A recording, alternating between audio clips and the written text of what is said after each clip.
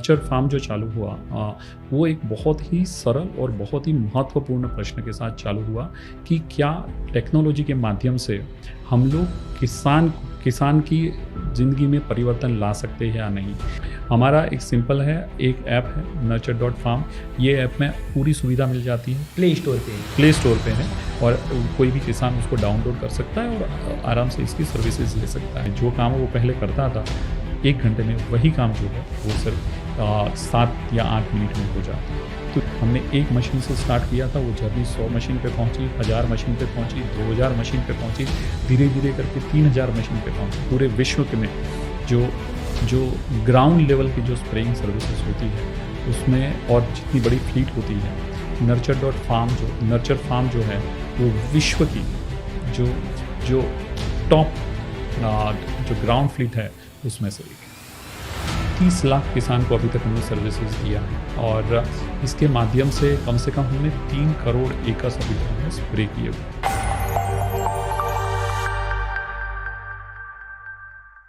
नमस्ते, मेरा नाम है सर्वेश बुंदेली और आप लोग देखना शुरू कर चुके हैं किसान ऑफ इंडिया का खास पॉडकास्ट किसान ऑफ इंडिया अनप्लग्ड। हमेशा हम लोग किसान ऑफ इंडिया के पॉडकास्ट पे कुछ नया इनोवेशन या कुछ ऐसे फार्मर्स या एग्री स्टार्टअप्स को लेके आते हैं जो खेती किसानी में जो नया कर रहे हैं या किसानों के लिए कितना उपयोगी वर्क है जिससे किसान देखकर सीखकर कुछ नया कर सकता है। उन्हीं सब से रिलेटेड आज बातचीत करने के लिए हमारे साथ जो nurture.farm है उसके हेड हैं तुषार त्रिवेदी जी, जिनसे हम लोग बातचीत करेंगे कि जो फार्म मैकेनाइजेशन है वो किसानों के लिए कितना उपयोगी है। सर, किसान ऑफ इंडिया में आपका बहुत बहुत स्वागत है। शुक्रिया श्रवण जी। सर, सबसे पहले तो हम चाहेंगे कि हमारे दर्शकों को आप अपना परिचय दे दें और साथ ही साथ ये बताएं कि एग्रीकल्चर जर्नी आपकी कैसे शुरू हुई और इतने सालों से आप एग्रीकल्चर के क्षेत्र में काम कर रहे हैं तो आपको क्या क्या परिवर्तन देखने के लिए मिला। मेरा नाम तुषार त्रिवेदी है और पेशे से मैं केमिकल इंजीनियर हूं और लास्ट 20 साल से मैं यूपीएल ग्रुप के साथ जुड़ा हूं। अगर मैं यूपीएल में मेरी जर्नी की बात करूं तो यूपीएल के पहले 10 साल जो है वो मैंने ओवरसीज़ बिज़नेस ऑपरेशंस में मैंने लगाए थे, जहां पे मैं पहले दुबई में बेस्ड था और मिडिल ईस्ट का बिज़नेस देखता था। उसके बाद मैं इथियोपिया मीन्स एडिस अबाबा में बेस्ड था और पूरा जो ईस्टर्न अफ्रीका का बिज़नेस देखता था। उसके बाद जो है मैं इजिप्ट गया और वहाँ पे वो पर्टिकुलर कंट्री का मैं बिज़नेस देखता था। तो पहले 10 साल जो है मेरे ओवरसीज़ ऑपरेशन में रहे और उसके बाद जो मैं इंडिया ऑपरेशंस में आया और अभी जो मैं है नर्चर फार्म का बिज़नेस को हेड करता हूँ। nurture.farm में हम लोग किसान के जो प्रॉब्लम है उसको बारीकाई से देखते हैं और उसको जो है कैसे हम लोग उसको सर्विस के माध्यम से उसको सॉल्व करने के लिए काम करते हैं या फिर जो है उसको हम लोग डिजिटली भी किस हिसाब से प्रिसीजन के साथ उसको सॉल्व करते हैं, उसके लिए जो है हम लोग काम करते हैं। आपको शायद पता ही होगा यूपीएल के बारे में आप बहुत अच्छी तरह से जानकारी रखते होंगे। यूपीएल भारतवर्ष की कंपनी है और भारत के साथ साथ विश्व के 140 से भी ज़्यादा देशों में हमारा कारोबार होता है। तो हमारे क्योंकि भारतवर्ष की कंपनी है, हमारे जो ग्लोबल सीईओ है उसका विजन है कि हम लोग जो है भारतीय किसान है उसको हम लोग किस हिसाब से सपोर्ट करें, टेक्नोलॉजी से सपोर्ट करें कि जिससे उसकी जो उपज है वो बढ़े, उसका खर्चा जो है वो कम हो और अल्टीमेटली जो है हम लोग सस्टेनेबल फार्मिंग तक जाए। आपने बात किया कि ट्रांसफॉर्मेशन के बारे में कि क्या एग्रीकल्चर में मैंने बदलाव देखे। ये हम सब शायद हम लोगों ने साथ में देखा होगा कि कैसे जो सीड इंडस्ट्री में कैसे ट्रांसफॉर्मेशन हुआ, कैसे वैरायटीज से आज हम लोग जीएम टेक्नोलॉजी तक पहुँचे। वैसे ही इनपुट इंडस्ट्री में भी बहुत ज़्यादा ट्रांसफॉर्मेशन हुआ। वैसे अभी बल्क फर्टिलाइज़र से अभी नैनो फर्टिलाइजर्स पे आ रहे हैं। वैसे ही अगर देखा जाए तो न्यूट्रिशन बायोलॉजिकल कंपोनेंट्स में भी धीरे धीरे करके लोगों की रुचि बढ़ रही है, पॉलिसीज़ बन रही हैं। तो ये ट्रांसफॉर्मेशन जो है हमने देखा। लेकिन एक चीज़ जो है जो मैंने जब मैं ये फिल्म आया तब मैंने देखा कि जो फार्मर की लाइफ है और फार्मर जो हिसाब से खेतों में काम कर रहा है उसमें ज़्यादा बदलाव नहीं थे। वही फार्मर जो नैपसैक स्प्रेयर, पहले भी वो नैपसैक स्प्रेयर से स्प्रे करता था, 100 सालों से वही चल रहा है और इतना सब अगर हमने ट्रांसफॉर्मेशन हुआ है लेकिन इसमें ट्रांसफॉर्मेशन नहीं आया। तो हमने सोचा कि अगर इतना अच्छा हम ट्रांसफॉर्मेशन इंडिया में आया हुआ है इनपुट के मामले में, जो हमारे पास जो मॉलिक्यूल्स है, वो चाहे इंसेक्टिसाइड हो, फंजीसाइड हो, न्यूट्रिशन हो, वो हमारे पास एट पार है जो बाहर के देशों में और एडवांस एग्रीकल्चर एडवांस कंट्रीज़ है वहाँ पे यूज़ होते हैं, वही सेम चीज़ें यहाँ पे भी यूज़ हो रही हैं। लेकिन उसको जो एप्लीकेशन करने की जो टेक्नोलॉजी है, वहाँ पे कोई ज़्यादा परिवर्तन हमको देखने को नहीं मिले थे। इसीलिए हमने सोचा कि क्यों ना हम यहाँ पे जो है वो हम लोग ट्रांसफॉर्मेशन लेके आए, टेक्नोलॉजी का इंटरवेंशन हो, और काफ़ी सारा ट्रांसफॉर्मेशन जो है यहाँ पे हम लोग लेके आए हैं। तो मैंने जो अपने हिसाब से अगर मैं बात करूँ कि ट्रांसफॉर्मेशन कौन कौन से देखे हैं, फार्म मैकेनाइजेशन का ट्रांसफॉर्मेशन जो मैं आपको बता रहा था, उसमें मैंने एक देखा है प्रिसीजन एग्रीकल्चर को लेके जो आई थिंक जो ट्रांसफॉर्मेशन दिखा है मुझे। पहले फार्मर जो है पहले ऐप का इतना ज़्यादा यूज़ नहीं कर रहे थे। 1920 के बाद जो है फार्मर लेवल पे भी बहुत अच्छी तरह से डिजिटाइजेशन का जो महत्व वो समझे हैं और बहुत सारे ऐप यूज़ कर रहे हैं, जैसे मौसम की जानकारी हो, फसल की जानकारी चाहिए, या फिर जो है वो मंडी के प्राइसिंग हो, या फिर खेत में कौन से इंसेक्ट है उसके बारे में जानकारी है। तो आजकल वो किसान जो है वो ऐप का यूज़ कर रहा है। तो ये सब ट्रांसफॉर्मेशंस होते हुए मैंने देखा है, और कहीं ना कहीं लगता है कि जो फार्म मैकेनाइजेशन में है वो छोटा मोटा ट्रांसफॉर्मेशन जो है वो हमने भी थोड़ा बहुत उसमें हमने योगदान दिया है। जब भी यूपीएल की बात होती है तो एक टर्म बहुत ज़्यादा पॉपुलर होती है कि फिजिकल प्लस डिजिटल मिला के, ये क्या कॉन्सेप्ट है और कैसे ये फार्मर्स के लिए उपयोगी है, किस तरह से उनके लिए काम करती है? ये बहुत एक महत्वपूर्ण प्रश्न पूछा सर्वेश जी आपने। बेसिकली फिजिकल मीन्स यहाँ पे जो ग्राउंड से जुड़ा है या वास्तविक दुनिया से जो संबंध रखता है, और डिजिटल मीन्स जो है वो है टेक्निकल दुनिया से। तो दोनों का संबंध बना के, दोनों का समन्वय करके कैसे हम लोग खेती जो है वो खेती आसान बना सकते हैं, कैसे हम लोग उसको प्रॉफिटेबल बना सकते हैं, और कैसे जो है उसको टिकाऊ बना सकते हैं, उसी का नाम है फिजिटल मॉडल। जो भारतीय किसान है उसके प्रॉब्लम थोड़ी अलग है। जब अगर हम लोग बात करते हैं अमेरिका, ब्राज़ील, जो एग्रीकल्चरली डेवलप्ड कंट्रीज़ हैं, वहाँ की जो प्रॉब्लम्स है वो थोड़े अलग है। वहाँ पे एक किसान जो है वो 1000 से लेके 10,000 और शायद 1 लाख एकड़ में खेती करता है। और अगर आपको इतनी बड़े लेवल पे खेती करना है और लेबर वहाँ पे बहुत एक्सपेंसिव है, अगर वो करना है तो आपको टेक्नोलॉजी के अलावा आप काम नहीं कर सकते हो। जबकि भारत में एक किसान जो है वो 1 एकड़ या 2 एकड़ में खेती करता है, तो उसके लिए वो टेक्नोलॉजी को लेके आ पाना थोड़ा मुश्किल है। तो हमने यहाँ पे यही सोचा कि ये ऐसी टेक्नोलॉजी जो है भारतीय किसान को मिलनी चाहिए, और उसके लिए जो है हमने वो टेक्नोलॉजी यहाँ पे लेके आए, और फिर उसको हमने पूरे का पूरा जो है सर्विस मॉडल में हमने उसको डाला, और उसका डिजिटाइजेशन हमने किया कि जिसकी वजह से फार्मर को जो है ऐसी बेहतरीन टेक्नोलॉजी उसको यहाँ पे मिले। मतलब फिजिटल का मेन कॉन्सेप्ट ये हो गया कि परंपरागत फिजिकल रूप से खेती और नई जो डिजिटल खेती हो गई, राइट, दोनों का कॉम्बिनेशन है। सर अगर हम बात करें जैसे आप बताए, तो ये किस तरह से जो भी आप फॉरेन से जो वहाँ की टेक्नोलॉजी है लेके आए और यहाँ फार्मर्स के लिए काम कर रहे हैं, किन किन राज्यों में कर रहे हैं, कौन कौन सी टेक्नोलॉजी हैं, या फिर अगर हम इक्विपमेंट की बात करें, क्योंकि जब भी फार्म मैकेनाइजेशन का पूरा कॉन्सेप्ट ही इक्विपमेंट से बना हुआ है कि फार्मिंग में मशीनरी का उपयोग, तो कौन कौन सी मशीनें हैं जिस पे आप काम कर रहे हैं। और जाहिर सी बात है कि जब आप देश भर में काम कर रहे हैं तो बहुत सारी मशीनें होंगी।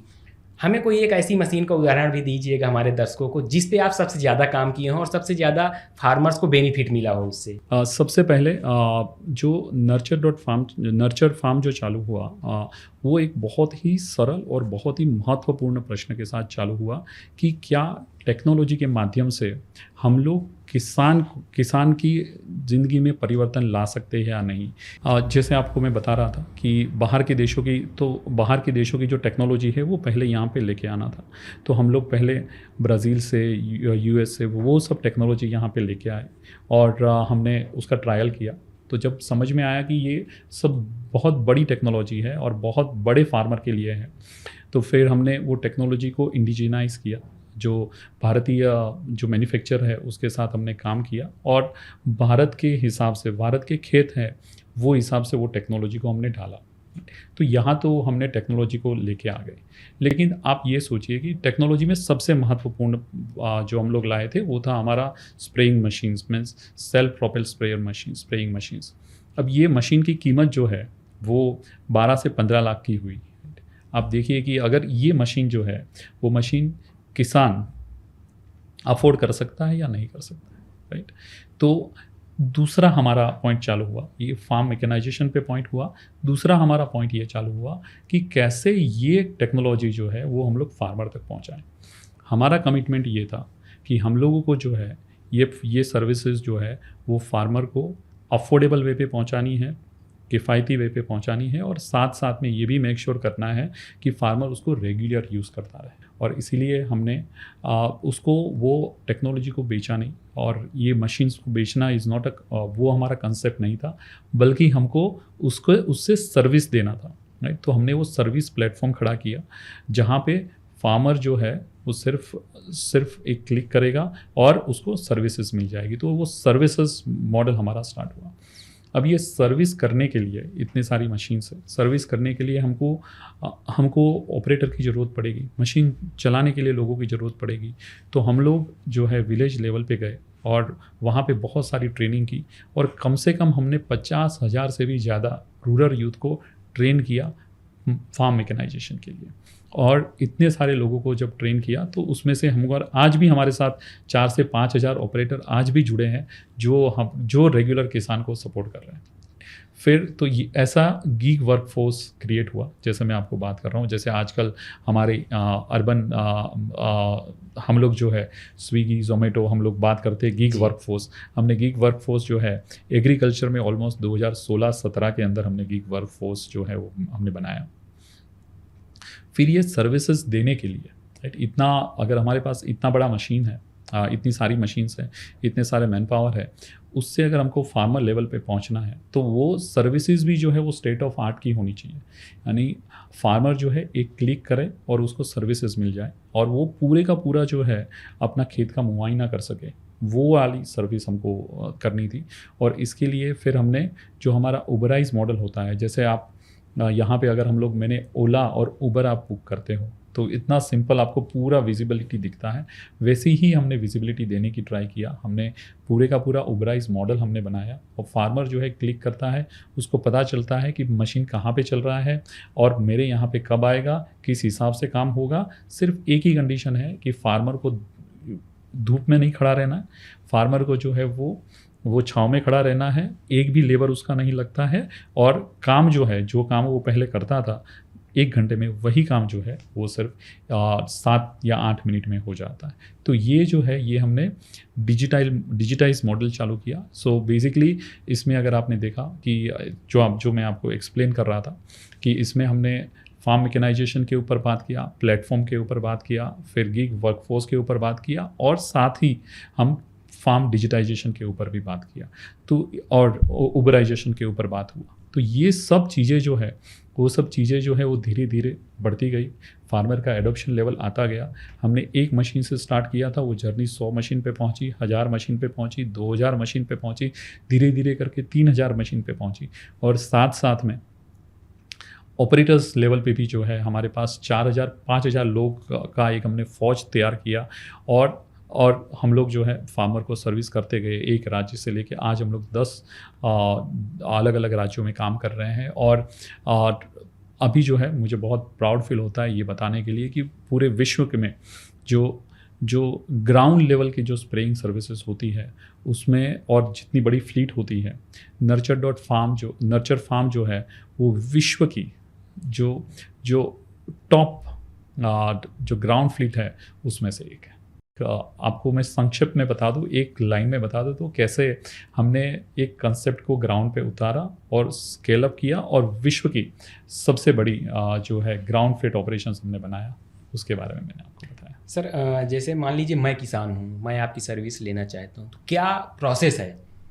तो अगर आपकी सर्विस लेना है तो क्या कहाँ से मुझे मिलेगी, इसकी बेसिक इन्फॉर्मेशन? हमारा एक सिंपल है, एक ऐप है nurture.farm। ये ऐप में पूरी सुविधा मिल जाती है, प्ले स्टोर पे है ये? प्ले स्टोर पे है जी। और कोई भी किसान उसको डाउनलोड कर सकता है और आराम से इसकी सर्विसेज ले सकता है। हमने पूरे इंडिया में जहाँ पे भी हम लोग काम कर रहे हैं वहाँ पे क्लस्टर्स बनाए हैं। 10 विलेज के क्लस्टर्स है, 15 विलेज के क्लस्टर्स है, और वो क्लस्टर्स को हम लोगों ने वहाँ पे हमने मैप किया है। तो अगर वो किसान वो क्लस्टर्स में अगर आइडेंटिफाई होता है तो उसको सर्विसेज जो है वहाँ पे मिल जाती हैं। अभी तक हम लोगों ने शायद 30 लाख किसान को अभी तक हमने सर्विसेज दिया है, और इसके माध्यम से कम हमने 3 करोड़ एकर्स अभी तक हमने स्प्रे किए हुए हैं, राइट।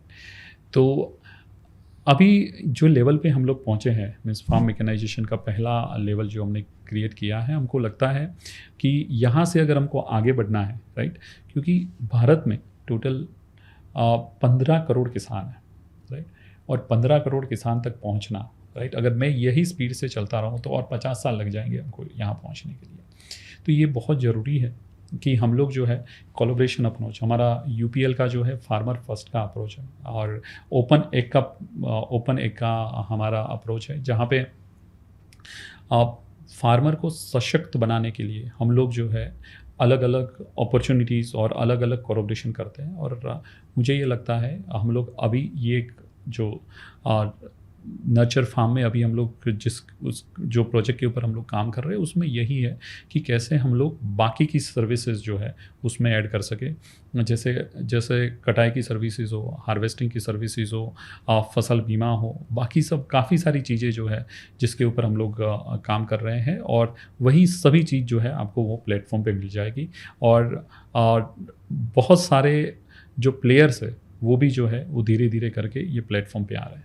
आप लोग जब ये टेक्नोलॉजी लेके आए और ये मॉडल लेके आए, एक तो मॉडल होता है कि हम चीज़ खरीद लिए और उसका उपयोग कर रहे हैं, लेकिन एग्रीकल्चर में रेंट पे लेके, या फिर कहिए कि एक सर्विस लेना और उसके लिए कुछ मिनिमम चार्ज पे कर देना और हमारा फार्मिंग हो जाने वाला जो कॉन्सेप्ट है, ये जब आप लोग लेके आए तो जो फार्मर्स का एडाप्टेशन प्रोसेस था या जो स्पीड थी उनको इस चीज़ को एडाप्ट करने की, क्या था? कि क्योंकि जैसे अगर हम लोग अभी बात करें कि जैसे हमारे यहाँ ड्रोन के माध्यम से काफ़ी सारे इंसेक्टिसाइड, पेस्टिसाइड और नैनो यूरिया, नैनो डीएपी का स्प्रे किया जा रहा है, फिर भी फार्मर्स उसको उस तेज़ी से नहीं अडॉप्ट कर पा रहा है जिस तेज़ी से उसका एडवर्टाइजमेंट किया जा रहा है या उसके बारे में बताया जा रहा है, जागरूक किया जा रहा है।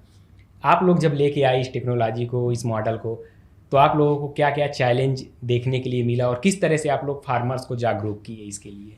ये आपका बहुत बहुत महत्वपूर्ण प्रश्न है, क्योंकि अब देखिए, अगर ये एक ह्यूमन टेंडेंसी है, मैं सिर्फ एक इंडस्ट्री के ऊपर बात नहीं करूँगा, लेकिन अगर आप देखिए कोई भी टेक्नोलॉजी आती है तो एडॉप्शन हम अगर हमारे पास भी कोई टेक्नोलॉजी आती है, ह्यूमन टेंडेंसी है कि हम लोग जो है उसको एडॉप्शन करने से पहले सोचते हैं कि ये टेक्नोलॉजी मेरे लिए ठीक रहेगी, उससे कोई नुकसान होगा, फ़ायदा होगा या नहीं होगा। तो ये जो है, ये सब प्रॉब्लम जो है वो किसानों के माइंड में भी रहते हैं, राइट। तो जब भी आप कोई टेक्नोलॉजी लेके जाते हो तो ये सब चीज़ों के ऊपर आपको सॉल्यूशन देना बहुत ज़रूरी है, राइट। और इसीलिए बहुत है राइट एजुकेशन, आपको फार्मर के साथ ऑनबोर्डिंग करना, राइट, ये बहुत ज़रूरी है।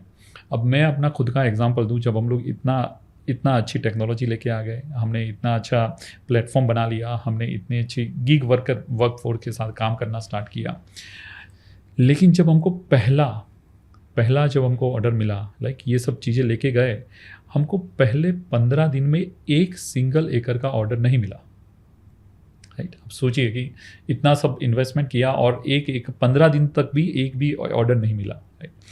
तो जब हम लोग ये प्रॉब्लम के तह तक गए तो समझ में आया कि फार्मर जो है वो सोच रहा है कि अगर मैं ये मशीनों से अगर मेरे खेत में एंटर करेगी तो मेरे खेत में जो है वो नुकसान कर देगी, अभी तक किसी ने यूज़ नहीं किया है तो उसके रिजल्ट्स कैसे होंगे, राइट। ये सब चीज़ें यूजुअल हमारे माइंड में रहती है, वैसे भी किसान के माइंड में रहती है। तो एडॉप्शन जो है वो हमेशा का चैलेंज रहता है। लेकिन एक बार हमको 15 दिन के बाद जो पहला बुकिंग मिला, और आज भी वो मुझे बहुत अच्छी तरह से याद है, और पहला बुकिंग के ऊपर हमने बहुत बड़ा सेलिब्रेशन किया था कि हमको पहला एकड़ का बुकिंग मिला। तो जब हमारा पहला एकड़ बुकिंग हुआ और उसके बाद किसान ने उसको चेक किया, उसके बाद उसका रिज़ल्ट निकला, राइट। और तो ये माउथ पब्लिसिटी ही इतनी हो गई कि आज भी जो है वो किसान क्यू में लग के ये सर्विसेज लेते हैं, right? और अगर हमको मशीन्स निकालनी भी है, मशीन्स एक बार कोई गांव में चली जाती हैं, वहाँ से मशीन हम लोग निकाल नहीं सकते, क्योंकि किसान को लगता है कि नहीं अभी मेरी खेत की रक्षा कैसे होगी, राइट। तो ये और हम लोग मशीन जो है मुझे रात को निकालनी पड़ती है, सुबह नहीं निकाल सकता, क्योंकि सुबह अगर निकाला तो किसान सामने सो जाएंगे, राइट, क्योंकि ये मशीन मैं लेके नहीं जा सकता हूँ। ये टाइप का एडॉप्शन होता है किसान में, और लोग जो है क्यू में लग के भी जो है सर्विसेज लेते हैं। ये लेवल का एडॉप्शन डेफिनेटली एग्रीकल्चर में पॉसिबल है, लेकिन उसके लिए जो है आपको चाहिए कि आप प्रॉपर तरीके से किसान के पास जाए, खेत में उतरे और जो है उसके साथ इंटरेक्शंस करें और उसका डेमोन्स्ट्रेशंस जो है वो अवश्य करें। सर, अगर बात करें कि नर्चर फार्म जो है आने वाले समय में आप हमारे देश के किसानों के लिए और क्या क्या लेके आने वाले हैं, वो हमारे दर्शकों को भी बताएं, ताकि हमारा दर्शक इंतज़ार करे जब भी वो टेक्नोलॉजी, जब भी वो मशीनरी आए तो उसका उपयोग कर पाए। सबसे पहला है कि इतने बड़े लेवल पे हमने जब काम कर रहे हैं अभी हम लोग, राइट, जहाँ पे हमने फार्म मैकेनाइजेशन में इतने बड़े लेवल पे हम लोग गए, लेकिन तो भी हम लोग बहुत एक छोटे लेवल तक हम लोग पहुँचे हैं, राइट। 30 लाख फार्मर को अभी तक हम लोग सर्विस दे पाए। तो उसको अगर मुझे बहुत बड़े लेवल पे लेके जाना है तो उसके लिए जो है मुझे कोलैबोरेशन की ज़रूरत है। ओपन एग का हमारा जो फिलॉसफी है, जहाँ पे किसान को सक्षम बनाने के लिए पार्टनरशिप मॉडल जो है वो हमको करना है, कि जिससे और इसीलिए हम लोग अभी ये प्लेटफॉर्म बना रहे हैं, और वो प्लेटफॉर्म के ज़रिए हम लोग जो है ऑलमोस्ट सभी किसान तक पहुँचे और अलग अलग सर्विस के माध्यम से पहुँचे, उसके ऊपर हम लोग कार्य कर रहे हैं। तो अभी जो है जैसे हम लोग कोलैबोरेशन कर रहे हैं इक्विपमेंट मैन्युफैक्चर के साथ, कि जिससे अलग अलग टेक्नोलॉजी जो है हम लोग किसान तक पहुंचाया जा सके। रूरल एंटरप्रेन्योर्स हैं, राइट, जो गांव में जो एंटरप्रेन्योर्स रहते हैं, जिसके पास मशीनें रहती है, उसके साथ हम लोग टाई अप कर रहे हैं कि जिससे वो लोग मशीन जो है वो प्लेटफॉर्म के अंदर रजिस्टर कर सकते हैं और उससे जो है किसान तक पहुंचाया जा सकता है। इसके अलावा जो है हम लोग FPO के साथ टाई अप कर रहे हैं कि जिससे एक समूह में जो है किसान को हम लोग सर्विसेज दे पाए। इसके अलावा जो है हम लोग बहुत सारे हमारे कॉम्पिटिटर्स हैं, राइट, उसके साथ भी हम लोग टाई अप कर सकते हैं कि ज़्यादा से ज़्यादा किसान तक पहुंचा जा सके। हम लोग एग्री एडवाइजरी में जो है वहाँ पे भी काम कर रहे हैं कि जिससे किसान जो है अपने मोबाइल से ही जो है डेटा ड्रिवन डिसीजंस ले सकता है। तो बहुत सारी चीज़ें हम लोग अभी कर रहे हैं, और आने वाले समय में बहुत सारी चीज़ें आपको उसमें देखने को मिलेगी। इनके बारे में थोड़ा सा विस्तार से हमारे दर्शकों को बताएं, जैसे आपके जो भी प्रोग्राम चल रहे हैं, ताकि ओवरऑल समझ में आए कि किस तरह से किन किन क्षेत्रों में काम हो रहा है। एक्चुअली हमारा एक बहुत अच्छा प्रोग्राम चल रहा है शाश्वत मिठास करके, जहाँ पे हम लोग शुगर केन फार्मर को इंडस्ट्री से जोड़ते हैं। वो बहुत पॉपुलर प्रोग्राम है। वो प्रोग्राम भी जो है आपको यहाँ पे दिखेगा। इसके अलावा हमारा एक इंश्योरेंस जो है कवच करके प्रोग्राम चल रहा है, जहाँ पे फार्म लेवल इंश्योरेंस जो है वो मिल सकता है। तो इसके बारे में जो है ये एक बहुत यूनिक कंसेप्ट है, जहाँ पे किसान जो है अपना मौसम के आधारित, राइट, अपना फार्म को जो है वो इंश्योर करा सकता है, बहुत ही छोटे लेवल पे, बहुत ही छोटी धनराशि के साथ वो कर सकता है। तो ये एक अलग कंसेप्ट है। उसके अलावा जो है agri advisory, right, agri advisory का नेक्स्ट लेवल, जैसे मैं आपको बात कर रहा था कि सैटेलाइट मॉनिटरिंग के माध्यम से किसान को इन्फॉर्मेशन मिलती है, राइट, लेकिन वो इन्फॉर्मेशन को राइट वे पे इंटरप्रीट कर पाना और किसान को वो इन्फॉर्मेशन पहुंचाना, राइट, वो भी ज़रूरी है। तो वो उसका इन्फॉर्मेशन भी जो है वहाँ पे एग्री एडवाइजरी, और हमने क्रॉप डॉक्टर करके वहाँ पे हमारा जो ऐप है उसमें एक सुविधा दी गई है। तो वहाँ से आप वो इन्फॉर्मेशन भी ले सकते हैं। किसान अपने खेत में क्लिक करेगा, राइट, फोटोग्राफ खींचेगा और उसको पता चलेगा कि मेरे खेत में क्या प्रॉब्लम है और उसके लिए क्या समाधान है, उसके बारे में भी जो है वो आप ऐप पे जाएंगे तो आपको वहाँ पे इंफॉर्मेशन मिलेगा, राइट। तो हमने हमारे प्लेटफॉर्म के ऊपर हमने मंडी प्राइजेस करके हमने रखा है कि जहाँ पे किसान को पता चलता है कि उसका जो प्रोड्यूस है उसका प्राइस उसको कहाँ पे सबसे अच्छा मिलेगा, राइट, तो वहाँ पे वो सेल कर सकता है। लेकिन जब ये प्रश्न के हम लोग बहुत डीप में गए तब हमको समझ में आया कि ये जो प्रश्न है उसका सॉल्यूशन जो है वो फार्मर को मार्केट से लिंक किए बिना सॉल्व नहीं हो सकता है। तो हमने थोड़ा बहुत उसके ऊपर भी काम करना स्टार्ट किया। Value chain, food value chain बहुत इम्पोर्टेंट कॉन्सेप्ट है, जहाँ पे क्योंकि ये पूरी इंडस्ट्री में लोग आइसोलेशन में काम करते हैं। फूड वैल्यू चेन ऐसा है कि सब लोगों को वो इंटीग्रेट करता है। अगर मैं फार्म प्रोड्यूस की बात करता हूँ, तो फार्म प्रोड्यूस को जब हम लोग प्रोसेसर के पास लेके जा रहे हैं, जो एक्सपोर्टर है उसके पास लेके जा रहे हैं, उसका भी पॉइंट वही है। उसको क्या चाहिए, उसके पेन पॉइंट्स क्या है। वो बोलता है कि मुझे जो है क्वालिटी वाला प्रोड्यूस चाहिए और उसको मुझे जो है पूरे का पूरा इन्फॉर्मेशन चाहिए। तो अगर मैं सोचता हूँ कि मुझे क्वालिटी प्रोड्यूस करना है और ट्रेसेबिलिटी के साथ करना है, तो मुझे जो है इनपुट के ऊपर ध्यान देना पड़ेगा। तो अल्टीमेटली बात वहाँ पे ही आ जाती है। तो यूपीएल में हम लोग ऑलरेडी प्रोन्यूटिवा का कंसेप्ट चला रहे हैं, जहाँ पे प्रोटेक्शन प्लस न्यूट्रिशन, ये बहुत ही फेमस कंसेप्ट है शायद, तो वो कंसेप्ट अभी हम लोग चला रहे हैं। और आगे चल के जो है हमारा यही है कि कैसे हम लोग फार्म लेवल की ट्रेसेबिलिटी दे पाए, राइट। यानी फार्म को जियोटेक करे, वहाँ पे कौन कौन से प्रोडक्ट वो यूज़ कर रहे हैं, कैसे यूज़ कर रहे हैं, उसका पूरा इन्फॉर्मेशन आए। उसको जो है जियोटेक फार्म है उसमें क्या प्रॉब्लम हो रहा है, क्या इश्यूज़ हो रहा है, वो हम लोग सैटेलाइट के माध्यम से किसानों को बताएं।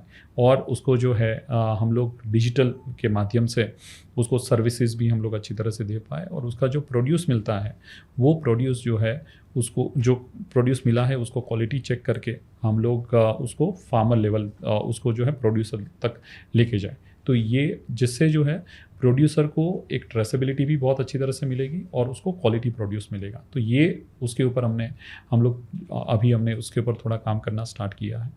और अभी मुझे बताते हुए बहुत अच्छा लगता है कि हमने हाल ही में पोमोग्रेनेट के थोड़े बहुत शिपमेंट्स जो है हमने बाहर के देशों में भेजे, और जहाँ पे हमने पूरा ट्रेसेबिलिटी के साथ हमने भेजा था। और वहाँ पे जो कंट्री में हमने भेजे, वहाँ पे सुपर मार्केट्स के अंदर हमारे पोमोग्रेनेट्स रहे। और क्योंकि ट्रेसेबिलिटी के साथ QR कोड के साथ भेजा, तो वहाँ के लोग भी बहुत एक्साइटेड थे कि हमको पहली बार ऐसा हुआ है कि हमको पूरा ट्रेसेबिलिटी के साथ जो है कि कौन से किसान के खेत से ये आया है, कितने मात्रा में कौन कौन से प्रोडक्ट यूज़ हुए हैं, ये सब के बारे में इंफॉर्मेशन मिला। तो जो फूड चेन वाले जो थे वो भी हमको बता रहे थे कि बहुत अच्छी तरह से हमको इन्फॉर्मेशन मिला है। अब ये चीज़ों को थोड़ा स्केल करना है, वो चीज़ों को अलग अलग क्रॉप के लिए अलग अलग प्रोड्यूसर के साथ, अलग अलग एक्सपोर्टर के साथ उसको लेके जाना है। तो इसके ऊपर हम लोग अभी काम कर रहे हैं। और मुझे लगता है कि ये जो है किसान के लिए एक बहुत ही बड़ी सुविधा मिलेगी कि जब हम लोग उसको मार्केट्स के साथ लिंक कराएंगे। कृषि के क्षेत्र में अगर हम बात करें कि जो मैकेनाइजेशन है, तो इसको आप किस तरह से, या फिर कौन कौन से अवसर इस पे उभर रहे हैं जो आप लोग देखते हैं? आपका इस पे क्या एक्सपीरियंस है कि कृषि के क्षेत्र में ये अवसर अभी उभर रहे हैं? देखिए, ये जो है ये बहुत इम्पोर्टेंट क्वेश्चन आपने पूछा है। बेसिकली अगर देखा जाए, जब भारत आज़ाद हुआ था 1947 और 1950 के समय का दौरा अगर हम लोग देखें, तो वो समय में हमारी आबादी जो थी 35 करोड़ की थी। 35 करोड़ की जनसंख्या थी हमारी। और वो समय में जो है ऑलमोस्ट 50 मिलियन टन का जो है प्रोडक्शन हुआ करता। आज हमारी आबादी जो है लास्ट 75 साल के अंदर, आज हमारी जो आबादी है वो ऑलमोस्ट 140 करोड़ से भी ज़्यादा हो चुकी है, राइट। और लेकिन ये जानते हुए आपको बहुत अच्छा लगेगा, हमारा जो फूड प्रोडक्शन है वो 350 मिलियन टन से भी इंक्रीज़ हुआ। यानी हमारी आबादी 4 गुना से बढ़ी है, लेकिन हमारा जो फूड प्रोडक्शन है वो 6 गुना से भी ज़्यादा बढ़ा है। और इसमें बहुत सारे लोगों का इन्वॉल्वमेंट है। गवर्नमेंट की पॉलिसीज़ को देखो, यूनिवर्सिटीज़, डिपार्टमेंट्स, और वो सब का जो है सपोर्ट जो है वो बहुत अच्छा रहा। और सबसे इम्पोर्टेंट जो है किसान की मेहनत भी बहुत अच्छी रंग लाई, और उसके साथ साथ जो भी इनपुट्स की कंपनी है, फर्टिलाइजर्स कंपनी है, उसने भी अपना बहुत अच्छी तरह से योगदान दिया, तभी जाके हम लोग ये लेवल पे पहुंच पाए। तो ये जो है, ये अगर आप देखें कि नेक्स्ट 10 साल या नेक्स्ट 15 साल जो है, यहाँ पे और जो है और ज़्यादा से ज़्यादा फूड प्रोडक्शन की ज़रूरत पड़ेगी। और मुझे लगता है कि सबसे इम्पोर्टेंट चीज़ होगी वो फार्म मैकेनाइजेशंस पे आएगी। फार्म मैकेनाइजेशन जो है उसमें बहुत एक अच्छा अवसर निकल के आ सकता है। उसके अलावा जो है प्रिसीजन एग्रीकल्चर है, उस वहाँ पे भी बहुत अच्छा मौका मिलने वाला है।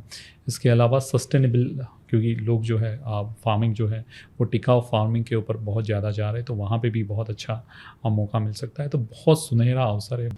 सर, चलते चलते अगर हम लोग बात करें कि जो हमारे देश की कृषि रही है उसमें सबसे मजबूत कड़ी क्या रही है, और आप हमारे किसानों को, हमारे दर्शकों को क्या संदेश देना चाहेंगे? मुझे लगता है कि कृषि की जो विविधता है वो बहुत इम्पॉर्टेंट है। उसके अलावा मुझे लगता है कि किसान की मेहनत और किसान को खेती को लेके जो दृष्टिकोण है वो भी बहुत इम्पॉर्टेंट है। और तीसरा मुझे इम्पॉर्टेंट लगता है कि जो हमारा क्योंकि हमारे यहाँ बहुत समय से खेती हो रही है, तो जो पारंपरिक ज्ञान है किसी का, वो हमारे लिए मुझे लगता है कि ये सबसे इम्पोर्टेंट और सबसे मजबूत कड़ी है भारतीय खेती की। और आप देखिए कि भारत जो है वो कृषि उत्पादन में विश्व का सेकंड नंबर का सबसे बड़ा देश है। और किसान का जो ज्ञान है, राइट, मैं तो किसान को एक साइंटिस्ट ही मानता हूँ, और किसान का जो ज्ञान है और अनुभव है वो भी जो है वो बहुत ही मजबूत कड़ी है हमारे भारतीय खेती को अगर मैं देखता हूँ।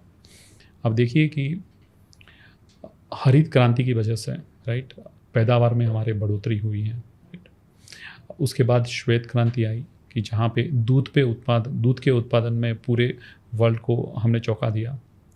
और अभी जो है ये तकनीकी क्रांति आ रही है, और मुझे लगता है कि तकनीकी क्रांति के साथ जो है वो भारतीय खेती को हम लोग एक नई ऊंचाइयों पे लेके जा सकते हैं। देखिए, मैं किसान जो है अन्नदाता है हमारे, और मुझे नहीं लगता है कि वहाँ पे संदेश देने की ज़रूरत है, लेकिन मेरे जो भी थोड़े बहुत अनुभव रहे खेती में, उसके ये एग्रीकल्चर सेक्टर में, उससे मुझे लगता है कि मैं थोड़ा बहुत ज्ञान साझा करना चाहता हूँ। एक सबसे इम्पोर्टेंट चीज़ है कि तकनीक, जो किसान भाइयों जो है वो तकनीक का इस्तेमाल करना चालू करें, राइट। तकनीक, अगर आप जितनी भी तकनीक खेती में लेके आएंगे, उससे खेती सरल बनेगी, राइट। उससे आपकी उत्पादन में बढ़ोतरी होगी, आपका खर्च कम होगा, और आप टिकाऊ खेती के ऊपर जा सकते हैं। दूसरा जो मुझे लगता है कि सस्टेनेबिलिटी के ऊपर ध्यान दीजिए। पानी, ज़मीन और पर्यावरण की रक्षा है वो खेती का भविष्य है, ये उसके ऊपर ध्यान देने की बहुत ज़रूरत है। और मुझे लगता है कि तीसरा इम्पोर्टेंट चीज़ है वो है कि हम लोग जो है ग्रुप में खेती करें, और साथ में है कि हमेशा सीखते रहें। अगर हम लोग कॉन्ट्रैक्ट फार्मिंग और समूह में खेती करेंगे और कंटिन्यू सीखते रहेंगे, तो बाज़ार में भी हम लोग मजबूत होंगे, हमको अच्छा प्रॉफिटेबिलिटी मिलेगा। तो ये मुझे लगता है कि ये 3 चीज़ जो है, अगर हम लोग किसान अगर बहुत अच्छी तरह से उसको अडॉप्ट करें, तो डेफिनेटली हम लोग भारतीय किसान को भारतीय खेती को एक नई ऊंचाई पे लेके जा सकते हैं, और किसान जो है वो बहुत अच्छी तरह से प्रॉफिटेबल बन सकते हैं।